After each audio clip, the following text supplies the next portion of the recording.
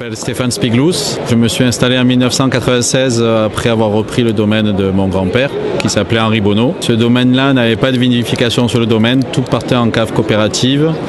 Donc quand j'ai repris la suite, au bout de quelques années, l'envie de vinifier a été plus forte. Et donc j'ai commencé à vinifier dans un garage. Et le fait de voir le résultat gustatif, en tout cas de ce que je faisais et ce que la cave coopérative faisait avant, ça m'a donné envie de tout sortir d'une cave coopérative. Et donc depuis 2006, on vinifie la totalité pratiquement du domaine à domicile. Et il me reste 2-3 hectares que je vais bientôt sortir de la cave coopérative, donc pour arriver à atteindre une vinification de 26 hectares répartis sur 3 appellations. AOC Côte de Provence, AOC Côte de Provence Sainte-Victoire et la toute petite prestigieuse appellation Palette qui est de mémoire la 3e plus petite appellation de France, qui est aux portes d'Aix-en-Provence et au pied de la montagne Sainte-Victoire, peinte par Paul Cézanne plus d'une centaine de fois. On vinifie 3 appellations de manière complètement différente puisqu'on a réellement 2 terroirs différents et avec 3 règles différentes selon les appellations. La principale appellation pour laquelle je me suis installé, c'est l'AOC Palette parce que je trouve qu'on a un très joli terroir avec une richesse naturelle dans le sol qui fait que nos vins sont différents de la région Provence.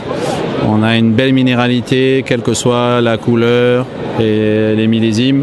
On a des vins, même s'ils sont très mûrs, en tout cas sur les rouges, avec un très bel équilibre et jamais de lourdeur dans nos vins rouges. Ce qui fait la richesse, je pense, entre guillemets, des artisans vignerons, c'est que chaque vin, parmi nos voisins, sont différents pour la simple et bonne raison. La première manière dont je fais mon vin, c'est mon palais.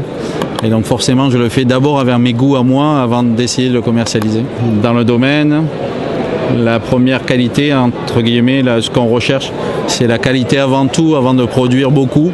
C'est d'abord de produire bon et que mes clients s'y retrouvent chaque année qualitativement, quel que soit le millésime. La trajectoire aujourd'hui que je donne à notre domaine qui est plutôt familial puisque ma nièce nous a rejoint cette année, mon cousin travaille avec nous, il y a mon épouse aussi qui travaille avec nous. Pour que tout le monde y travaille, on a besoin de se développer, donc on vient de construire des nouveaux bâtiments, un nouveau chai avec un nouveau magasin, une nouvelle infrastructure pour recevoir du public au domaine. La venue de ma nièce est là pour me soulager aussi au moment des vinifs parce qu'elle est œnologue, mais aussi de développer l'œnotourisme, les cours de dégustation, cette culture de partager ce qu'on fabrique avec des gens qui viennent visiter et comprendre pourquoi on fait les vins et comment on les fait.